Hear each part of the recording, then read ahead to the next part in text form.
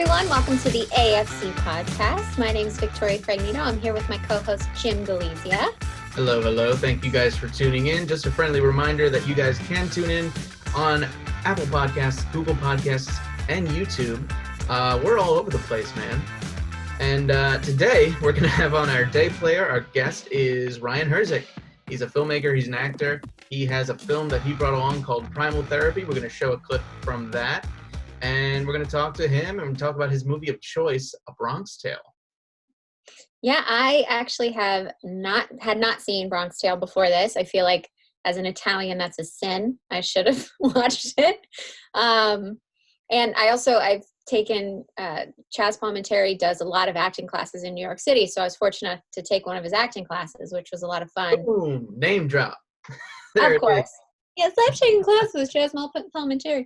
No, it's just took one class with him. It was good, but I feel like maybe I should have watched A Bronx Tale before I took it. I've seen him in other things, but...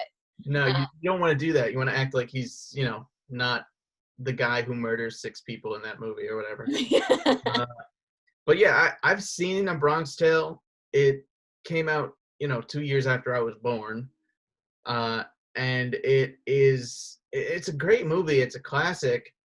I don't know if it was Robert De Niro's directorial debut. I think he wanted it to be. I think it was. Mm-hmm. I have those factoids. We'll spit them off a little bit later after we talk to Ryan. But I thought it was great. I've seen it before, but not as an adult. Weirdly enough, I saw it when I was younger, and I didn't really appreciate it. Mm. And then since then, I've seen scenes of it. Because there's that one classic scene where all the bikers are in the bar and he says, "Now you can't leave." Yeah. And it's just the most boss move that guy could have done, And it's just, it perfectly epitomizes Italian toughness. Yeah. And it was just like, and then all those guys too. It's funny too, because in a real fight situation like that, where everybody's ready to just beat the crap out of each other, the bikers would have just been like, "Oh, okay, fuck this guy up." Like, they wouldn't have frozen like that. But, got to make the movie. Of course. But without further ado, I want to hear from Ryan. I want to hear his thoughts on the movie and hear from him. So let's bring Ryan on. What was so great about her anyway? What? What was so great about her? You were constantly taking off time from work and bailing on your friends to be with her. You'd come home looking drained, like some soul-sucking vampire had gotten to you. Fuck you. Is this supposed to make me feel better? I'm just saying. Before you met her, you had hopes. You wanted to do stuff with your life. And then you get with this girl and all of a sudden all you want to do is play housewife. Goals can change. When we were together, I had something that mattered to me more than myself. Would she have said the same thing? I can't believe you think this is useful. Maybe you're just not getting that I'm trying to help. Maybe you're just not getting what I'm going through. I didn't just get dumped. Okay, she wasn't just some girl I was dating. She was my best friend. My safety net, my future. We had an entire lifetime worth of plans and promises. It's all gone now like it didn't even fucking matter. And you think I don't get that? I really don't fucking know. Do you remember Allison? From college? Yeah, from college.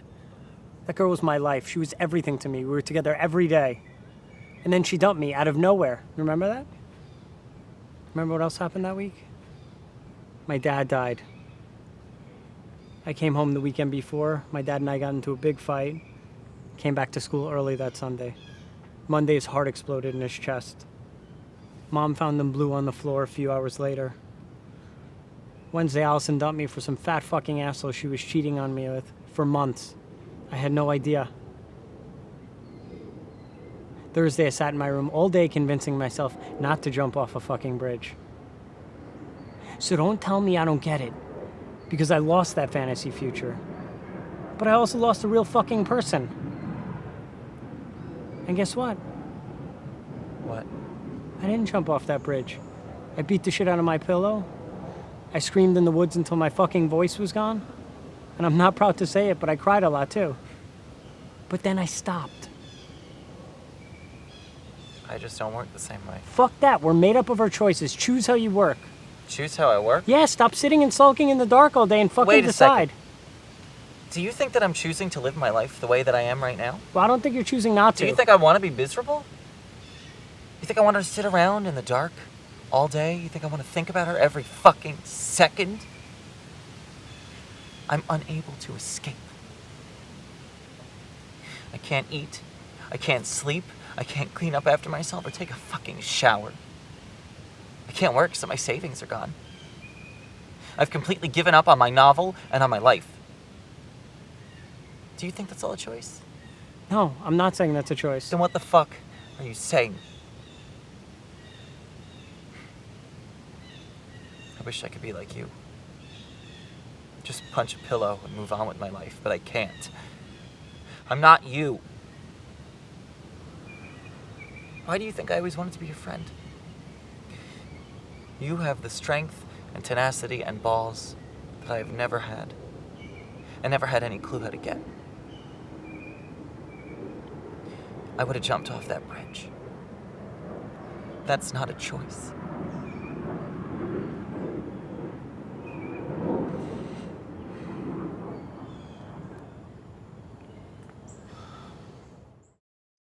Okay, we are here with Ryan Herzich. Thank you for coming in. Thank you for showing your clip from Primal Therapy. Tell us a little bit about that project.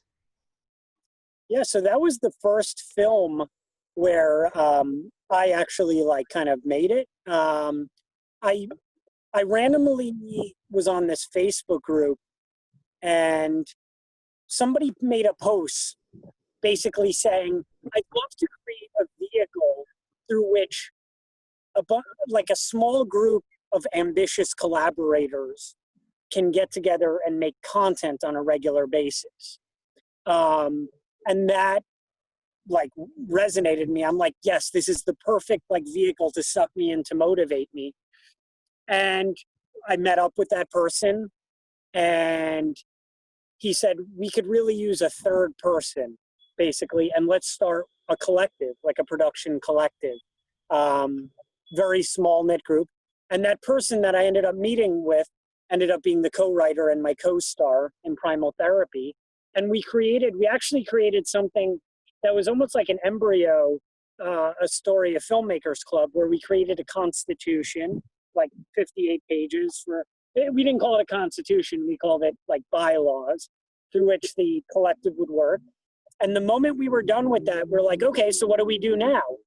And Gene Romano, my co-star, said, well, I have a script ready. So we read it, and it really barely needed any editing. Essentially, what was in the film was the finished product, and we were able to kind of pump it out fast. We made it on the cheap, and it was just a really good, simple script that was dialogue-based and didn't incorporate a lot of frills or complexities that might come with making most short films or feature-length films.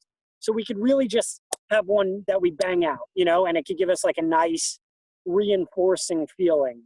So that was the story for Primal Therapy. We made it very end of 2018, and we kind of started releasing it and rolling it out in different festivals up until this past summer. Cool, very cool. Do you have any idea how long did it take? I mean, it sounds like you guys were working on it for a little while. How long do you think it took to put it together from when you started writing to when you guys wrapped? Well, the script was already written, and that was sort of why I think Gene wanted to create the film, the film collective, so that basically he or we could make our own scripts. And he had it ready, I would say 3 months. Okay, that's pretty good. And then we edited it quickly, so another month. How's it doing on all the film festival circuits? Well, it got into almost all of them. And it was received pretty well.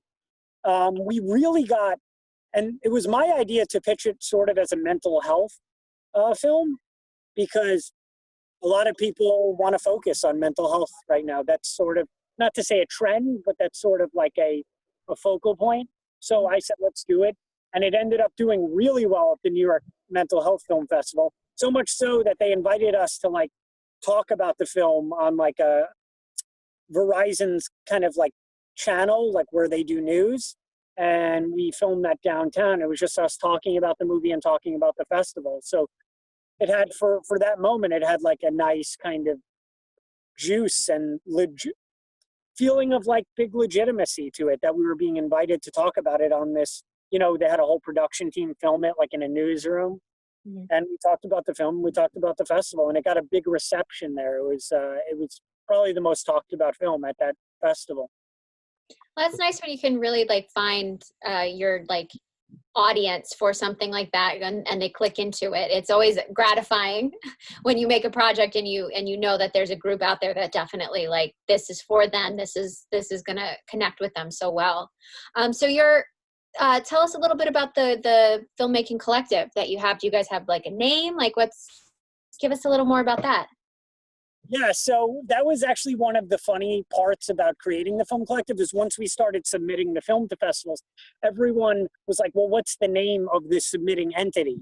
And so we kind of like, basically we were like, oh, like we kept putting it off because it's so hard to commit to a name, because you want it to be like sexy or creative or on the knot. So I said, I actually, what's funny? I actually have to check. We arrived at 2, but I don't remember what we ended up using on the on the submitting name, because the director and the third collective member, or leader, I should say, ended up submitting. So I'm actually like, now you're inspiring me. Like, I want to go look. It was kind of funny. It was like a funny, like kind of on the nose name, like homeopathic Productions. There you go. Nice. Okay. And do you guys have more stuff coming down the pipeline, or? Well, we were, but one of the Gene, who's the co-star in the film, actually got kind of badly injured. So he had to like move back home and kind of deal with that. So that, and he just started, kind of being recovered right before so kind of unfortunately, an unfortunate series of events occurred where it kind of put a hold. But that's when I was sort of starting to like get involved with Astoria Filmmakers Club, Mm-hmm, mm-hmm. Yeah, it's always good to find people that are new that you can reach out to and be like, hey, I want to put something together. I want to film something. Obviously, we can't do that right now for obvious reasons with coronavirus and all that stuff. But that group is there, and it's a lot of cool people that we can meet, socialize with, talk to. That's why we're doing this podcast. We want to meet a bunch of filmmakers and people to work with on cool projects. So yeah, ambition is our currency right now. Yeah. Much. So tell us a little bit, when we were getting to know you before we were setting this up, you said that you're an actor and a filmmaker. So how did you get into the whole acting thing? Was it something that you've always wanted to do, or is it something you kind of fell into? Like how did you get into that? Yeah, so that's a great question for me, because I worked for about 4, maybe a little over or under 4 years as a corporate real estate advisor. But I was always, when I was my dad owned comedy clubs and was like a stand-up comedy show producer, and he owned a comedy book and record store, and he's a teacher of comedy appreciation. So I subconsciously was always exposed to that world. And even in high school, I worked at comedy clubs up until, even while I was working as a corporate real estate advisor, I was like working at comedy clubs, different ones, bartending, helping set up the shows, everything. So it was something I sort of was always subconsciously dabbling my toe in entertainment. I went to school for business, but I also created a minor of comedy. So about 4 years after starting being a corporate real estate advisor, I just like kind of abruptly quit after not long before that, realizing that I just wanted to, like, I was seeing all this content and I wanted to make it. I wanted to like be a part of it, make it. And so I just kind of dropped everything, got headshots. My boss like almost empathetically understood. He was like, yeah, you don't really, well, you can do this. You don't really seem like you want to do it, which was sort of a good affirmation. It was the best way I could leave corporate real estate, to kind of have them be like, you can do this, but I don't think you want to do this. So then I dropped everything. I just started, I was learning as I went. And then, after just kind of, when you when you're acting and submitting, obviously it's such a numbers game. It feels so kind of bleak that I was like, well, why don't I just figure out how to make it? So that's when I started going on Facebook groups and just asking people, do you want to do stuff? Like, let's get stuff done. Let's, for lack of a better term, stick our feet in the water. Even if it means we have to pay for it, at least it's something under our belt and we're not waiting around while other people are, making stuff and hiring the people they want to make it. Yeah. Yeah, that's one of the most important things I think for anybody's career at this point is just, you can't wait for someone to give you permission to do these things. You have to just go out and do it and make your own stuff. That's, if you know yourself as an artist, then you know how to present yourself well and, create your own content and do stuff that shows who you are as a creator, and then you'll be good to go. Yeah, and casting yourself and just creating as little roadblocks to making that. Like, it was so great that Gene had something ready to go because we went through the sweating process, which who knows if it'll even be consequential to have spent all that time creating the Constitution. And I even said, this is all good and great, but once we're all done with this, we got to just start moving. We got to actually, the action is so much more important than the planning at this stage. You can do all the planning for nothing to execute. Yeah. Mm-hmm. Well, that's really awesome that you guys kind of, you created it and you kind of hit the ground running with it. That's really admirable. I know a lot of people that'll, can just sit around and talk about the stuff that they want to do all the time, but they don't ever actually go out and do it. And it's awesome that you guys kind of jumped right in, dove in head first and created something and put it out there. Yeah. Yeah, and I felt it would be reinforcing. Like, I needed them just as much as they needed me in the process to actually get this done. We all kind of played a crucial role, and we could have spent all the time waiting till we were ready, but there was no ready. The ready was just getting into it and, getting our feet wet. You're ready when you have millions of dollars, and nobody's just going to get millions of dollars. Yeah. So it's better to just say, I have $2,000, and just how can we make it work with that? And even when you have millions of dollars, people aren't ready to dole it out because people are, if anything, more hesitant because there's more money on the line. Yeah. I remember a friend of mine basically wrote a script and he won a budget to make his film. It's a short film. He won all this money and he was like, I don't know, should I do it? And I was like, yes, they're throwing money at you. Do it. It's just the question of like, can we do this because it's a lot of money? It was like 40 grand to make this short film happen. And he was at first for like one second, he was like, I don't know, should I do it? And I'm like, yeah, they're giving you money. Of course you do it. Just do it. Worst thing that could happen is you spend all of their money. So it was a fun experience. And that film actually turned out really great. So he did it and you were a part of it. Yes. So I actually shot that film.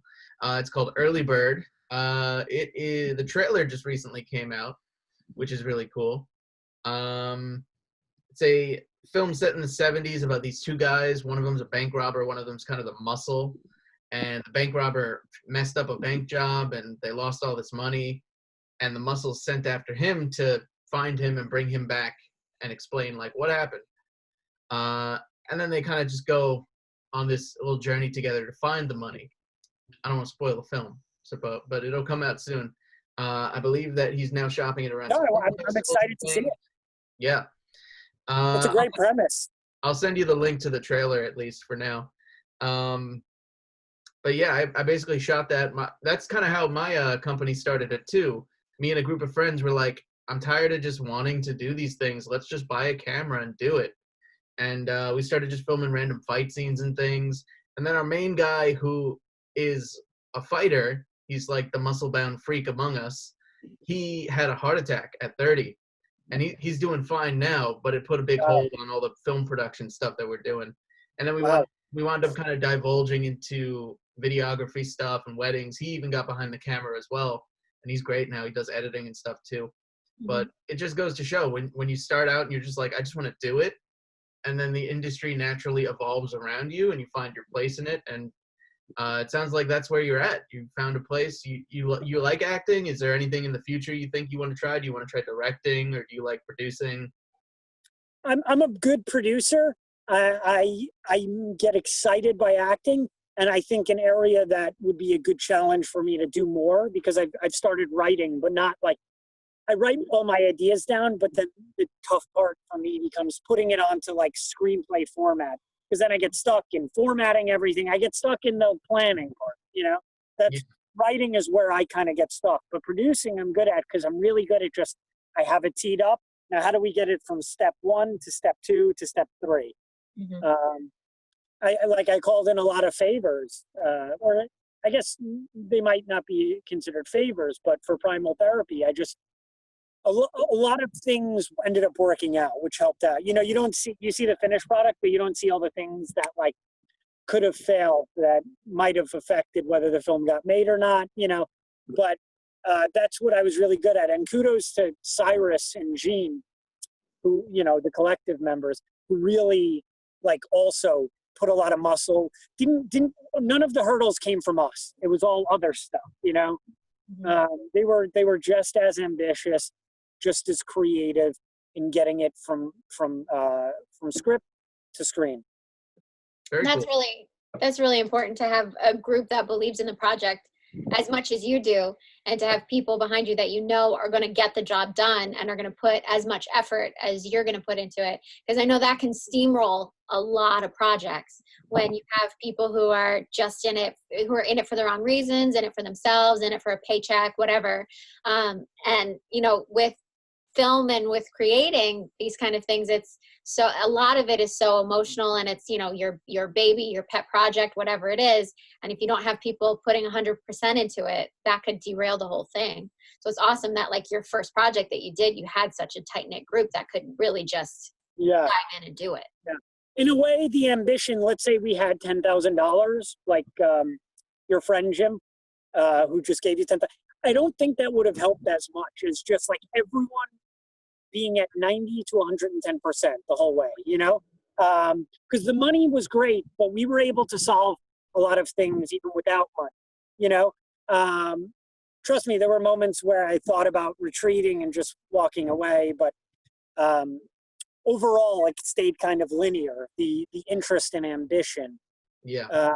And what was funny is we moved so fast that I never even asked any questions during the filming about the script, like about where the idea came from. I didn't get stuck in that. And then I found out, like after we filmed it, that it was actually kind of autobiographical for Gene, at least the first part, or the breakup and the whole leading up to it, was kind of autobiographical. Mm-hmm. So it was like nice to like kind of find out after the film that there was this whole exciting element that I didn't even know about. Based on a true story. Yeah, we don't even put that, but it really is. I mean, it's not really important whether it happened or not. It's just important that you see it and that you believe it. Mm-hmm. Yeah. Well, we've talked about in the past too, where certain people write things for themselves and they have to stick to their guns, because sometimes it's like, do we cast someone else to play this part? Yeah. And sometimes that's right. Sometimes people just aren't actors and they can't do it. But a lot of times these actors write roles for themselves, namely Rocky, and namely Chaz Palminteri from A Bronx Tale, which is the perfect segue into this movie. So tell us, why did you choose A Bronx Tale? What do you love about it? Yes, exactly. So the story, which I'm sure you guys are aware of, that basically Chaz Palminteri built this very short monologue of a real life story about witnessing a murder on his stoop in the Bronx into this kind of long one-man show that ended up being like a play. And Robert De Niro ended up seeing it, and he basically intercepted it and said, if you let me make this, I'll make it fucking right, And so he bought it cheap at that time. And I think the story is that Chaz Palminteri went into a meeting like with the studio where they offered to buy the script, I believe for $1 million. And they get it, they get full rights. And he basically gets he loses all ownership, but he gets the $1 million. And when they offered it to him, he kind of said, can I just go into the hallway and think about it for a minute or two? And again, this is anecdotal. And he comes back into the room and he goes, you know what? I'm going to hang on to this because I feel like I don't know if he said this, but I feel like if I give this over to you, it either won't get made or it won't get made how I creatively envisioned it. Yeah. I think too, when they made him that offer, they told him that he wouldn't be playing the character of Sonny. It'd be somebody else. And I think in his mind, he was like, nah, this is me. Like, this is my character. So there's that idea too of like, similar to how Sylvester Stallone wrote Rocky and he wrote the character for himself. He knew himself. And similar to your friend, how he wrote this character and it's kind of about him. So it makes sense for him to play that character because he knows how he felt in those moments and he can get that best performance. So it's similar. It's very similar to all those situations kind of link up. And could you imagine anybody else having played that role? I mean, all the classic lines from him in that movie that I mean, I and a lot of people still quote today, now yous can't leave. I mean, it's possible somebody else would have been just as quotable, but you don't know. I would have said De Niro, but De Niro's also in the movie, so. Exactly. And the first of two he ever directed, and maybe it might have been, probably not, but it might have been the first movie made under Tribeca Productions, which is the production arm of Tribeca Film Festival, and Jane Rosenthal and Robert De Niro. Mm-hmm. So why did you pick this movie for you personally? What about this movie appeals to you so much? Yeah, I think it's that you see kind of, well, first of all, like it's a very organic movie. It doesn't have any, I mean, besides the guns and maybe, you know, the mobster aspect, but that's not what really the movie's about. The movie's about like the humanity behind these characters and just kind of figuring out who you feel more connected to. That's one of the main takeaways that I take away from it. So I think what makes it so good is that everyone's bad at one point in that movie, but everyone's also good at one point in that movie. You know, it's kind of like The Sopranos. You know, there are a lot of bad people, but there are good moments. And you sort of start to appreciate and like every character in that movie, all the main characters, and sort of not like not to give too much away, whether he should take the money, keep the money. You know, there's that scene where Robert De Niro, who plays the father, finds the cash that his son has been getting through working with the, you know, helping out around the mob bar. And he goes, we're going to deliver this right back. And the wife goes, wait, we could use that money. You know, like that's realistic. So there's like a lot of realistic scenes that like make it not Hollywood and just very authentic. And I think that really pops with people. And that's why such a small budgeted movie is so quotable and so remembered. And there aren't frills, there aren't high effects, you know, there isn't like some big sexiness. It's all shot in Astoria on 30th Avenue between Steinway and 43rd or 44th, I believe, essentially all of it. Yeah, I find that so funny. I was reading an article about Astoria and like famous films that were shot there, and the top one was A Bronx Tale, and the article literally said, you know, even though it's called A Bronx Tale, and many it was people shot didn't even in know Astoria. that until recently. Yeah. Again, it's like that's such a fun fact, but again, it's so inconsequential because this story can apply anywhere. Mm-hmm. And I mean, it just really like, I watched that film over and over and over, and I see different things that I didn't notice, little gestures. It's kind of like Goodfellas, which is also one of my favorite. Every time I watch both of those movies, I notice something new. Yeah. And I see a moment that just really connects. I do want to comment on the thing you said earlier, too, about it being Tribeca Productions' first film. It is, and it was in partnership with Savoy Pictures as well. It was both of their first films, and they did them in collaboration. So, what was the other company you mentioned? Savoy Pictures. Savoy Pictures. Whose company was that? I don't know whose company that was, but De Niro's Tribeca Productions and Savoy Pictures. Let's find out. An American independent motion picture company in operation from 92 to 97. So it was only around for 5 years. They did A Bronx Tale, No Escape, Last of the Dogmen, and Serial Mom. It sounds like those are the only movies they did. Interesting. Good to know. Yeah, and I mean... Oh, that's Kaufman. Key people, Victor Kaufman. Victor Kaufman? Any connection to Kaufman Astoria movie studios? I would imagine Kaufman's kind of a name you can't have unless you're Yeah. connected, you know? Yeah, and I have- now to circle it back around, Robert De Niro and Jane Rosenthal through Tribeca Productions, I believe, just bought the Steinway Piano Factory in Astoria, and the plan is to convert that into a movie studio in Astoria. Yeah. They're supposed to start this summer is when they're supposed to start. I don't know if the whole COVID situation is going to put them behind schedule, but That's definitely putting them behind schedule. I saw construction. I took a socially distanced walk the other day past Kaufman, and I saw construction happening on Kaufman's new studio.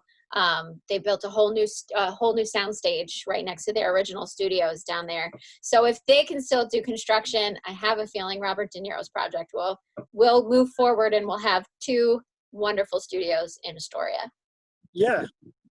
I mean, I think it's perfect. I mean, it's sad to see the Steinway.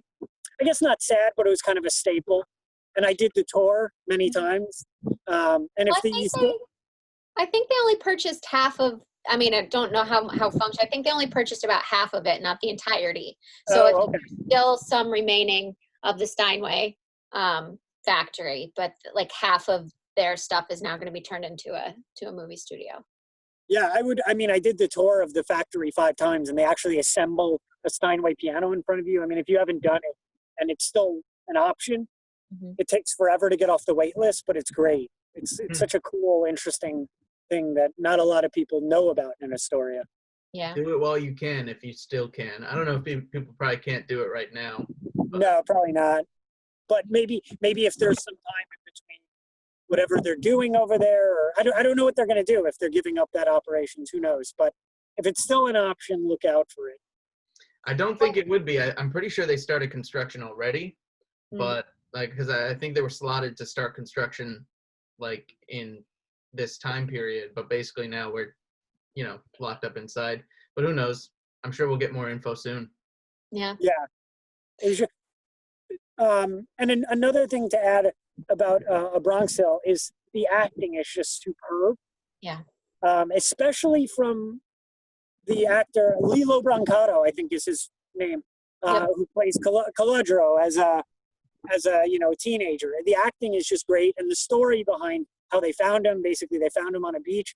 Just everything with that movie is just so like pure and organic, and everything you want to be part of a film, like a true film. Well, the funny thing is, like, as we find out the story behind it, it sounds a little bit like what happened with you in making your first project. Is everything just kind of fell into, like, the right pieces fell into place, and things just kind of happened the right way, So I can understand why. Well, it does. Wow. You found, that's very sweet of you. But it sounds like it because you found the right group of people to really dive in and take the right jump.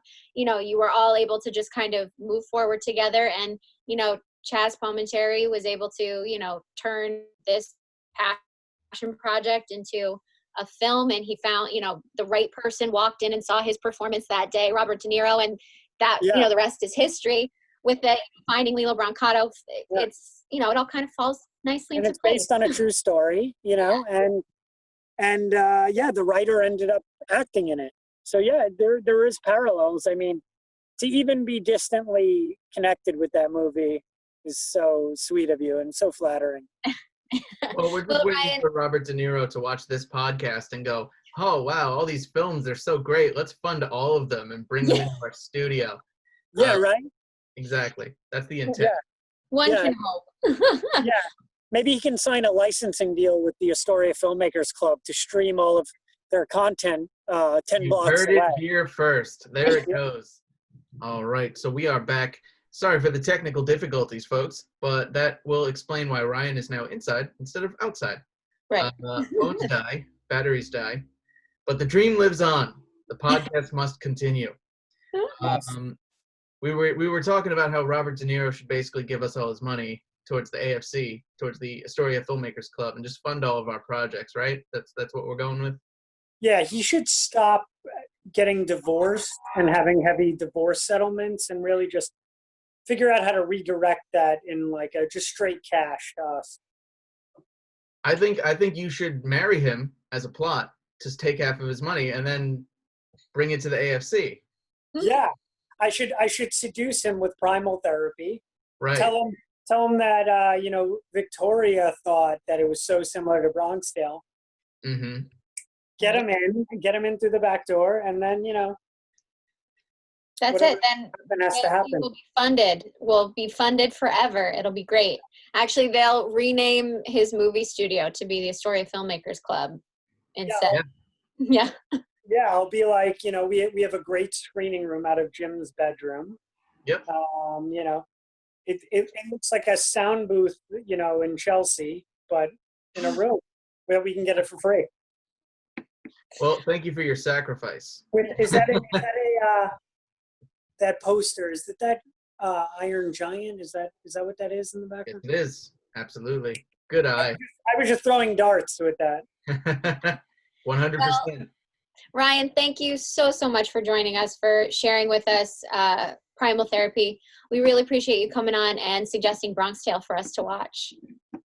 Yeah, absolutely. Thanks for having me be a part of this. This is great what you're doing, and really good for you. I think wherever this goes, there could be huge value in this, because you're taking where you already have a captive audience and you're trying to convert that into something that's continuous, regular, and I'm sure you guys enjoy doing it. So at the very least, you're going to get enjoyment out of this. At the very most, this takes you guys to the next step of your career, which you should be very proud of. Well, yeah. One can only hope. All right. Thank you so much. Absolutely. Thank you, Vicky. Thank you, Jim.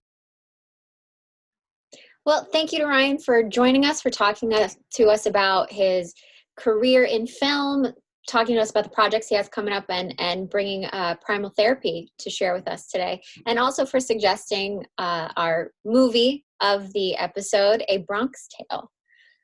Yes. So, A Bronx Tale, let's talk about it. A Bronx Tale is, like I said earlier, a movie that I've seen before, but never really appreciated. And now that I watched it, it reminds me of all my Italian relatives I haven't seen in a long time. I know. Every time they went into the bar and they had, with the little espresso cups and all of that stuff, I was like, I feel like I'm at a big family reunion is what I felt like. There's always, at least when I was younger, there was always that one family member that had the pinky ring, and you'd have to go over and he would kiss you on the forehead or something, or on the cheek. Mm-hmm. Like, the grown man kissing me on the cheek. It's very weird. Yep. Not something that happens, but it's Italian. It's just the macho Italian mafiosa type archetype. And it's not like anyone in my family is part of the mob or anything. You don't know? Well, acting tough out here. I think it's just the attitude of being an Italian American living in New York. You're just tough. That's mm-hmm. it. So these guys in this movie, they're tough. Yeah. De Niro too. I love the different perspectives and how I can't even say the main kid's name. C. I can't pronounce it either. Just call him C. That's fine. His name is C. And C, how he's kind of playing back and forth with his father figure, between his own father and between Sonny, this bad man who's basically kind of like the godfather of the Bronx. He's seeing both of them as a father figure, and they're both conflicting, and it's puts him in a bad spot too. And you can really see that he's a good person, and he's trying to decide what life he wants to live as he's growing older. Mm-hmm. And it was kind of a very interesting way to tell that story and show his coming of age. Yeah, well, and I what I really appreciated about it, because I've done a lot of research on mafia stuff for different projects and things. And the thing about mafia leaders in their neighborhoods is they're not evil. Like, no one is inherently an evil person. There's very few people who are actually just evil, horrible human beings. These people are doing what they think is right and probably going a little astray until they get way too far down the line in the things that they do. But, the way that the Italian neighborhoods looked at these mafia leaders as, they're taking care of them. They took care of the neighborhood. They protected the neighborhood. They provided for a lot of people. And that's the way that C looked at Sonny, and a lot of people in the neighborhood looked at Sonny. And, the way that Chaz Palminteri wrote the character, you can't really hate him. You can't hate Sonny, and you can't hate the father. They're both, just they're getting by in what they feel is their lot in life. And whether they like it or not, this is their life. And Robert De Niro, Lorenzo, it's funny because I don't see Robert De Niro in Italian mafia films, like in that good guy, quote unquote, role that much. But he's always the one that everybody's afraid of. He's the guy doing all the dirty business, and right. But he's up the Irishman now, where he's the guy just who's out there to kill everybody. Right. But in this film, he's a working man, is the hero. That's the tough life. That's, that's worthwhile. But you can see, how Sonny appreciates that, and Sonny, understands that, but Sonny's like, this is my life and this is what I have to do. I think funny too, a lot of times whenever Lorenzo confronts him and goes to him and says, hey, that's my son, leave my son alone, Sonny, I think, gets it. He understands his perspective, but he also is always around his guys, so he can't have a heart-to-heart and just let it go. He's got to be tough. He's got to be like the king in the castle. Yeah. So he can't just be like, oh, this bus driver's, talking shit to me and coming to my face, and I'm just going to take it because that's the right thing. I think on the inside, he knows he's maybe in the wrong for kind of, taking in this kid and bringing him around, not even bringing him into the, mafia type life that he's running. Yeah. But just having him around it can be bad for the kid. So I think he knows this, but he also is trying to act tough around his boys and not let some bus driver come along and put him in his place. That's not a good look. But he also, he does treat C like he's his son. Like he does, like that's Sonny's boy. That's the way a lot of people refer to him in the neighborhood. So I think, it's just very interesting to watch how they both try and, instill what they think is right into C. Because Sonny doesn't even, really try and pull C into all the bad stuff that they're doing. He's trying to protect him. He's telling him, don't hang out with those idiot friends of yours, stay in school, do the right things. He's instilling good values into him, even though he may not, he flat out says, do what I say, not what I do. He says that in the film. That's how my dad taught me how to drive. Do what I say, not what I do. Yep. Said that as he blew a stop sign. Yeah. Always stop for the sign. He just went past it. Yeah. I have a great driving record. That's why you live in New York, where you don't drive. Right. The subway for good reason. But something else about the film that was fascinating and also heart-wrenching to watch was the racial divide that is so instilled. I think that's what I was missing having watched it younger. I never got that. I was just I totally didn't even register that stuff as a kid and what it all meant. And I grew up around people of color, maybe in a more white neighborhood than New York for sure. But I never thought of Black people as different or anything. So all of a sudden when I see all these people coming at each other just because one's white and one's Black, as a kid I was like, I don't get it. Why are they screaming at each other? As I grew up, obviously I got it, and now I live in New York. But watching it and seeing it as an adult now and watching that movie and registering all these things, it means a lot more. Mm-hmm. It was kind of crazy. I thought it was pretty intense when his buddies all go throw Molotov cocktails through this window and then get lit up. And it's almost like, yeah, that's karma, you idiots. But it's still not good. You don't want people dying because they're doing some shit. Well, I just don't. I think something that I don't understand, because I didn't grow up in a very racially divided area. I grew up in Pennsylvania. Yes, I grew up in a very white privileged area, and we didn't have a lot of people of color in my school. You know, the nearest city, they obviously had more people of color than my little suburban white Richie Rich. I'm not rich, but a lot of people in my high school were. You're painting a real picture here. It's great, right? But, you know, and then I went to college, you know, in, you know, rural Pennsylvania again, not that many people of color. It wasn't really till I came to New York that I made a lot of friends with, you know, I have a lot of people in my life now that are from everywhere and have a whole bunch of different backgrounds. My area growing up was not very racially charged. My family had no problems with people of color. So that wasn't instilled in me, you know, as a kid. So when it got to the point in the movie where the boys in the gang are just like pissed off that this group of black kids are driving by in a car, riding bikes, whatever. They're just like, they're mad. And the whole time, like, C is saying, you know, they're not bothering you.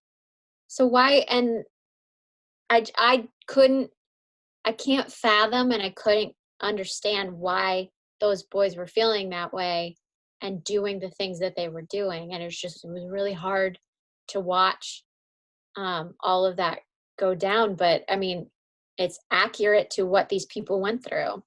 Well, I think the symbolism between it all, tying it all together, is similar to when those bikers show up and Sonny is like, they're doing all right, they're fine. And you know, like, even though they don't look the same, they don't dress the same, he's just like, give them a beer, it's fine, you know, just drink your beer and have a good day, whatever. And then they turn out to be assholes and they start throwing beer at the bartender, and that's when Sonny steps in and he's like, hey, I'm gonna kick the shit out of you. It shows the difference between Sonny as a person and these racist kids, because they just see the difference. They see the person dressed up different, looking different than they are. You know, they're wearing suits, they're all fresh and whatever, and these guys are wearing cut up vests, and they have like, what was the like bike club, like Satan's bike club or some shit. Like, it was really dark. But you know, he gave them the benefit of the doubt and said, it doesn't matter how you look, you can have drinks at our bar, no problem. Your money's green here, it doesn't matter. Once they were assholes is when he was like, all right, fuck these guys. The kids, they're just like, they look different, kick the shit out of them. And I think it shows the difference between the two. Yes, I can definitely see that, but there also was no scene where people of color were coming into Sonny's bar. So you don't actually know how they would have reacted to that. Like, yes, Sonny did say to C, who cares what your girl is that you're going out with? It doesn't matter as long as you're happy. It's, you know, between you two. And maybe Sonny didn't care, but who knows what the rest of the people that he ran with, the crew that he ran with, actually felt about it. It's not like he had a bunch of black friends, you know? Nope. But that's the thing too. I'm curious if a person of color had walked in, if Sonny would have done anything, or if he would have cared, or if he would have given the person the benefit of the doubt. I know his father had certain feelings about it. Like when C asked his dad, he asked Lorenzo, hey, like while he's shaving, he was like, what would you say if my friend was going to date a black girl? And he was like, I don't know. And it was just kind of like what year is this? You know what I mean? I mean, it was the 60s. I mean, we're in 2020. Did that take place in the 60s, or was that in the 90s it took place? No, it was in the 60s. It flat out had like 1968 that came up on the screen. It said 1968. Right. But, you know, I thought that was interesting that the father, who's supposed to be kind of the moral compass and the straight and narrow kind of like, do your job, obey the law, blah, blah, blah, you'll be fine, was the one who was like, well, if you're going to marry someone, you should stick with your own kind. Like, that's literally what he said. But Sonny, the one who, breaks the law and killed someone in the first 10 minutes of the film, was like, it doesn't matter. Who cares? If you're happy, you're happy. I found that very interesting. Yeah, I think it goes to show too, and I've always tried to say this about people, is that bad people can do good things, good people can do bad things. And it's just, just be nice to each other, be good. I'm surprised that, what was the budget for the film and how much money did it make?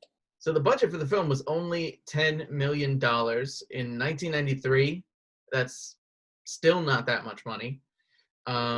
It's not nothing to snuff at in 1993. Today, it probably would have been like $40 million to $50 million to make that movie.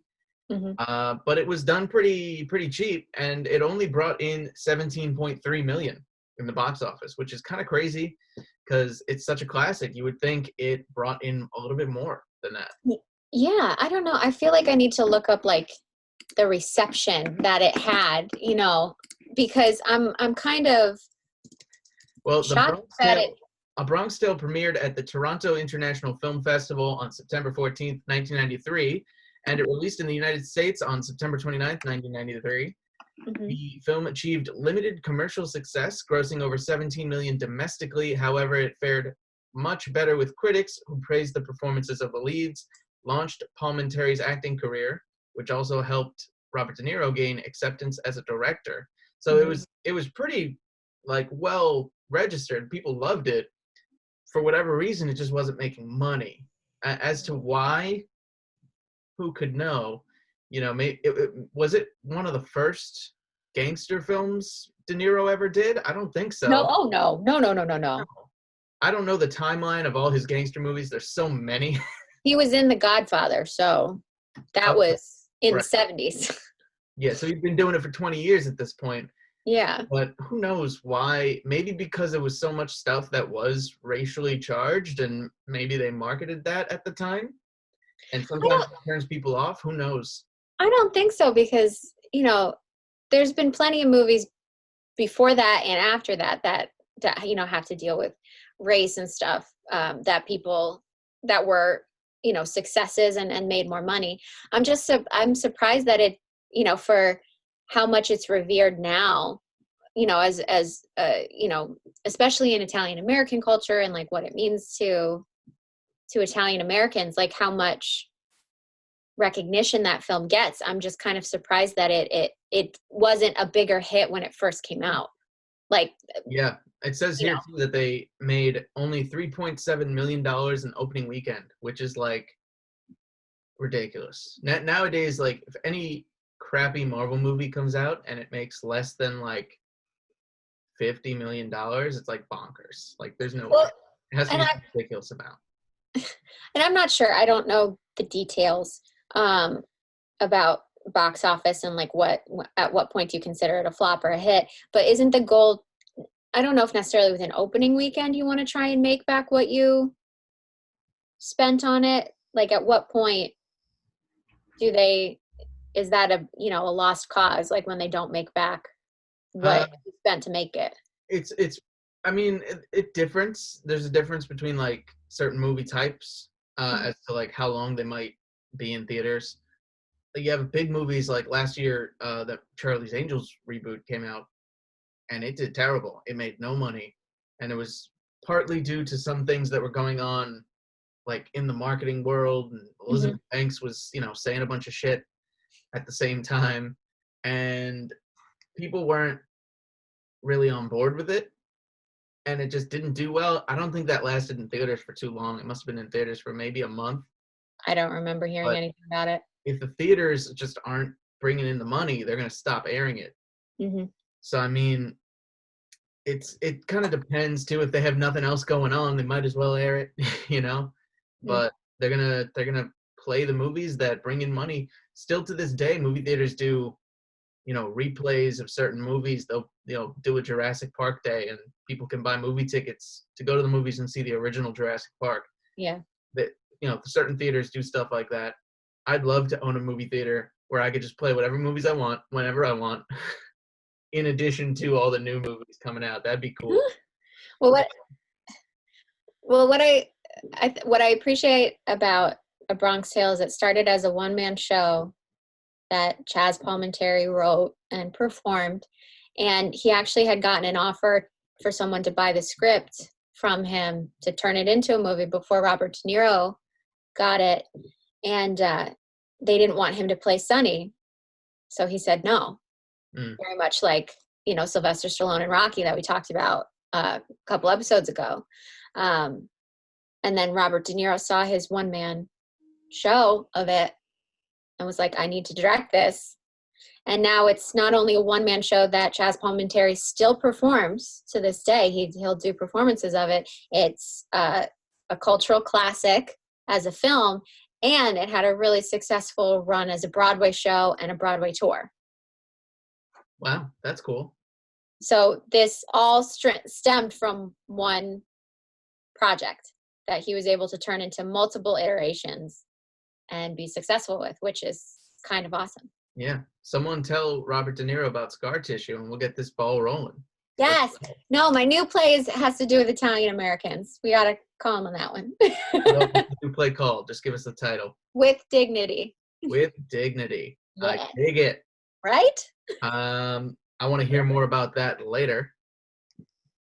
Well, you can follow me on Instagram. I'm plugging myself now, and you can learn more about it. Yeah, I'm all about it. Let everyone know. Shout it from the rooftops. Rotten Tomatoes gives A Bronx Tale 97%, which is pretty insane. Yeah. I don't know. These gangster movies like this, I like them, but and I know Martin Scorsese didn't have anything to do with this movie, but the Martin Scorsese like type of movie, I feel like this fits into that. And I guess De Niro, because of De Niro, it fits into it. I like these movies, but once I see one of them or like two of them, I'm like, all right, I get it. They're all kind of similar.